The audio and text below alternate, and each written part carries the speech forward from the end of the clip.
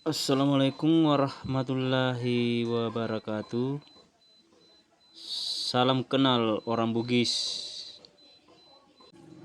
Sebelum dilanjut videonya ini, kami meminta ketulusan keikhlasannya di subscribe videonya, di like dan di share. Semoga kita mendapat rahmat dari Allah Subhanahu wa Ta'ala. Amin, amin ya rabbal alamin.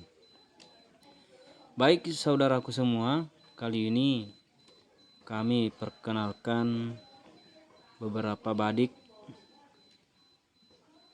Sulawesi atau badik orang-orang Bugis yang sangat cocok untuk dibawa kemana-mana karena ukuran kecil, agak ramping. Badik seperti ini mudah dibawa, kasih masuk di saku dan bisa juga di tas. Dan badik seperti ini namanya gecong, dan boleh dikata ini merupakan badik jimatan yang dikhususkan untuk dibawa kemana-mana. Dan tidak lengkap rasanya kalau orang Bugis tidak membawa sebilah badik, meskipun itu ukurannya ukuran kecil, dan masih banyak ukuran badik lebih kecil daripada ini. Namun ukuran badik seperti ini sangat cocok untuk pertarungan jarak dekat karena bisa masuk dengan hitungan cepat,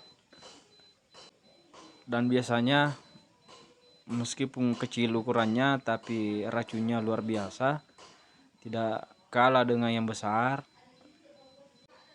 Dan cara untuk menggunakan badik seperti ini banyak cara atau ada teknik tersendiri yang biasa orang Bugis lakukan atau didalami dari guru-guru atau dari orang tua. Seperti apa tutorial atau bagaimana cara menggunakan badik yang seperti ini dalam ukuran kecil supaya lawan atau musuh bisa cepat kalah atau tumbang. Meskipun kecil tapi insya Allah cara membunuhnya cepat, seperti jarum mesing. Cara menggunakannya bisa sampai 10 sampai 15 kali tusukan dalam per 10 detik, insya Allah. Dan bisa kita buktikan atau mencoba pada sebuah sasaran yang bisa kita gunakan untuk latihan seperti apa atau bagaimana menggunakan badik yang pendek atau badik kecil. Makanya leluhur kita lebih senang, lebih suka membawa badik kecil daripada badik yang panjang. Itu bagi mereka yang lihai atau punya teknik tersendiri dalam menggunakan badik. Namun sayang, ada beberapa orang atau terah yang tidak mau melihara dan memperhatikan badik orang tuanya yang sudah ditinggal. Mungkin karena kurang hobi atau tidak ada minat sehingga tidak terpelihara yang seperti ini. Sungguh disayangkan badik bagus seperti ini ditelantarkan dan tidak dipelihara. Padahal badik ini alhamdulillah luar biasa,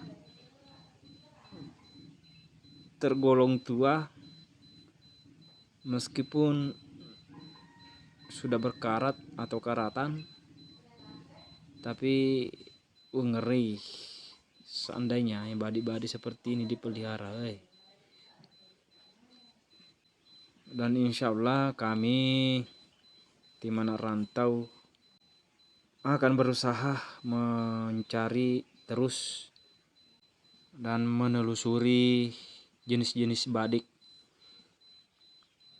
Sulawesi atau orang Bugis, dan bisa mengajak keluarga supaya memelihara dan melestarikan badiknya masing-masing. Insya Allah semoga pemerintah membuka pameran pusaka di berbagai daerah supaya badik-badik peninggalan leluhur bisa terpelihara dan terjaga baik. Amin, amin, insya Allah, amin.